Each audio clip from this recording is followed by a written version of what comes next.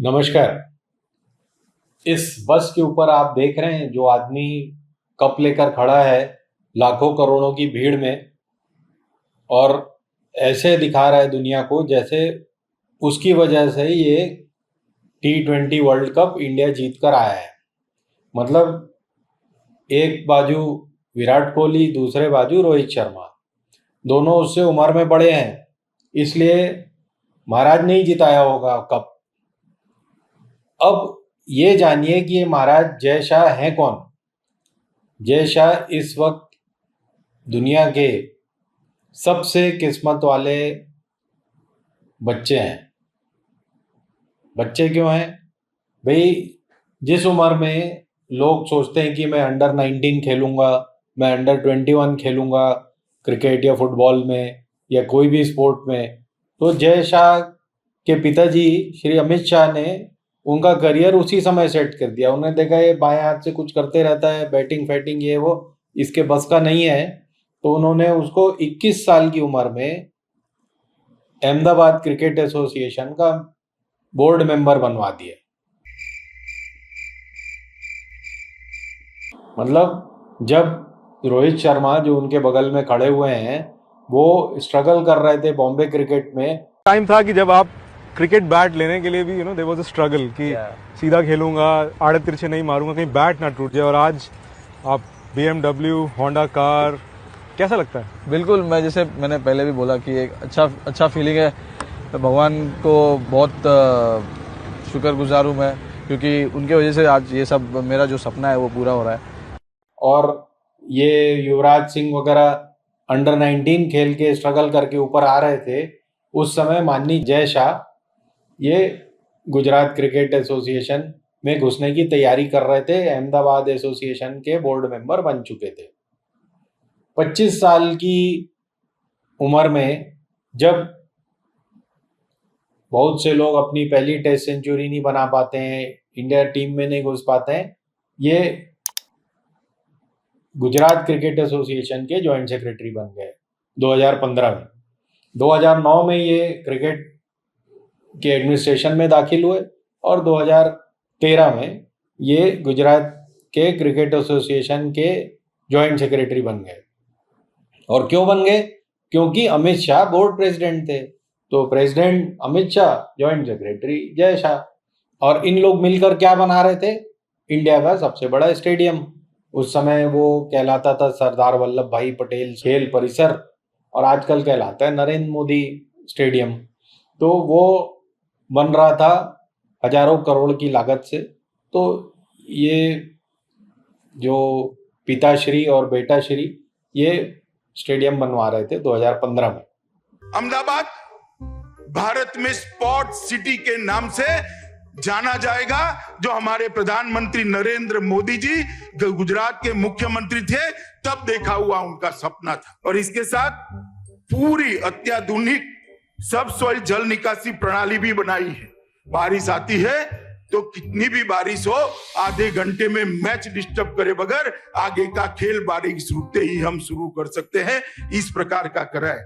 तब उन्होंने हम सबके सामने कहा था, छोटा मत सोचकर सोचिए, गुजरात में जो भी होगा विश्व का सबसे बड़ा होगा और विश्व में सबसे बड़ा होकर रहेगा। क्या सीन है, क्या सीन है। अब इल्जाम लगते हैं गांधी परिवार पे, जो कि सही भी हैं, कि भाई नेहरू ने अपनी बेटी को दिया, बेटी ने अपने बेटे को दिया, और बेटे ने अब जिनका लक्ष्य ही अपने बेटे बेटी भतीजों का कल्याण हो, वो गरीब का कल्याण कर सकता है क्या? कभी नहीं कर सकता। जिनका लक्ष्य ही अपने परिवार के लिए सत्ता हथियाना हो, वो देश का कल्याण कर सकता है क्या? कभी नहीं कर सकता। लेकिन राहुल से ज्यादा अच्छी किस्मत जय शाह की है, क्योंकि इन्होंने जिंदगी में इस क्रिकेट की सेवा के अलावा कोई काम नहीं किया है। इन्होंने सिर्फ क्रिकेट की सेवा की और अलग अलग जगह पे जा जाकर उन्होंने बोला कि मैं सेवा करूंगा, और सेवा की उन्होंने जा जाके। First of all Smriti, I would like to congratulate you तो जब 2015 में स्टेडियम बन गया तो उन्होंने बोला मैं देश की सेवा करूंगा, तो फिर वो देश की सेवा करने के लिए उन्हें भेज दिया गया। 2019 में उनको बना दिया गया बोर्ड का सेक्रेटरी, बीसीसीआई का सेक्रेटरी, जिसके कि प्रेसिडेंट थे उस समय सौरव गांगुली। और 2022 में वो फिर दोबारा बोर्ड के सेक्रेटरी बन गए। उस समय प्रेसिडेंट बना के लाया गया रॉजर बिन्नी को, क्योंकि सौरव गांगुली अपने आप को प्रेसिडेंट समझने लग गए थे। रॉजर बिन्नी थोड़े हल्के आदमी हैं, तो अपने आप को प्रेसिडेंट नहीं समझते, पीछे खड़े रहते, तो कहने के लिए वो प्रेसिडेंट है। कोई आदमी जिसने कभी क्रिकेट बैट नहीं पकड़ा, जिसने कभी 1 लाख लोगों के सामने खड़े होके वो प्रेशर नहीं हैंडल किया, जिसने कभी क्रिटिसिज्म नहीं झेला, वो एक एसी कमरे में बैठ के उसके पास मशीनरी है किसी को ब्रांड बनाने का या ब्रांड नहीं बनाने का, वो डिसाइड करता है कि मुझे ना उन 2 लोगों में ये लड़का ज़्यादा पसंद है तो मैं आज इसको ब्रांड बनाता हूँ, अपनी पूरी मशीनरी इस पे लगाता हूँ, दूसरे पे नहीं। तो बाकी वो जो 14 खिलाड़ी हैं उनका क्या आप इस तरीके से, और फिर आप कहते हो कि आप stakeholder of Indian cricket. You are not a stakeholder of Indian cricket by any sense of by any means. You are only a businessman who are looking to make money out of Indian cricket. 2015 में जब ये secretary थे, joint secretary थे Gujarat association के, तो उनको finance committee का member बनाया गया था बीसीसीआई की। अब फाइनेंस कमेटी सबको पता है, गुजराती दिमाग सबसे पावरफुल कमेटी होती, क्योंकि सारा पैसा तो उसी के माध्यम से आना है। तो उसके बाद वो चढ़ते चढ़ते अब सबसे यंग, मतलब 25 और 4 29 साल की उम्र में ये बीसीसीआई के सेक्रेटरी बन गए। उनसे छोटे लोग अभी क्रिकेट ही खेल रहे थे, वो रोहित शर्मा कप्तान भी नहीं बन पाए थे, और ये बीसीसीआई के सेक्रेटरी बन गए। कितनी अच्छी बात है। और कहाँ राहुल गांधी इनके सामने क्या किस्मत लेके आए, अभी तक भटक रहे हैं, कहीं पैदल चलते हैं और कहीं 20 साल से एमपी हैं, लेकिन कोई पूछने वाला नहीं।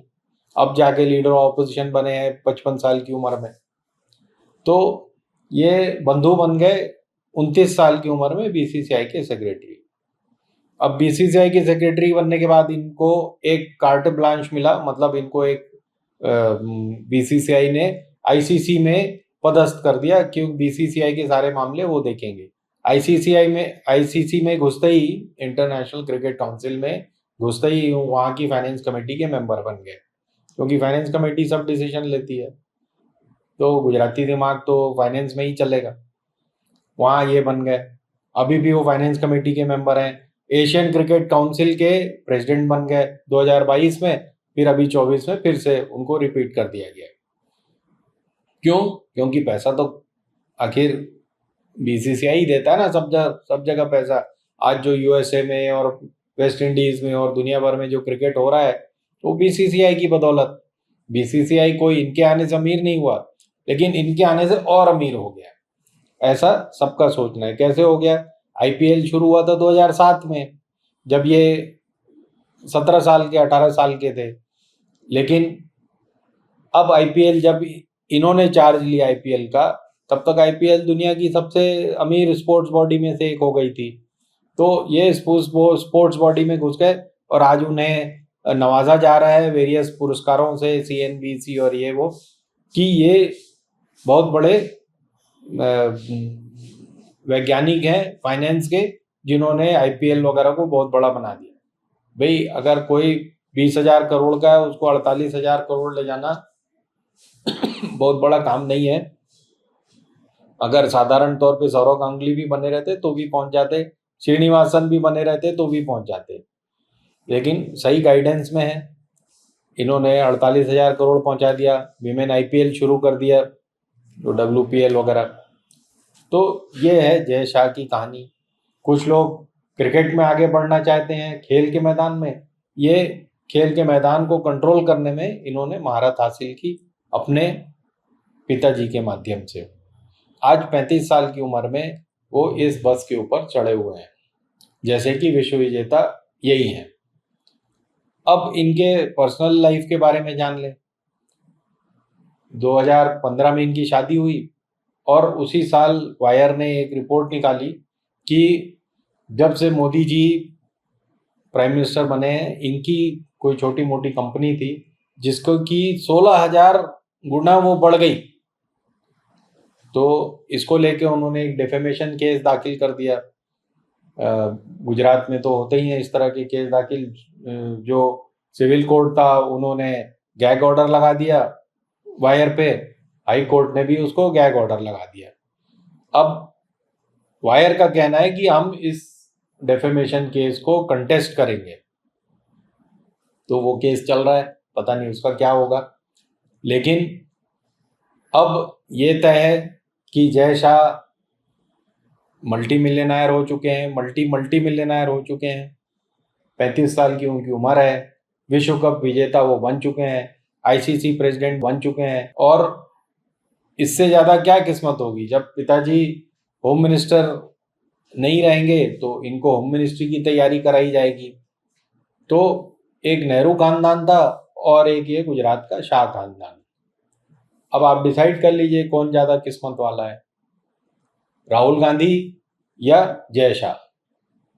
धन्यवाद। हिंदुस्तान जिंदाबाद।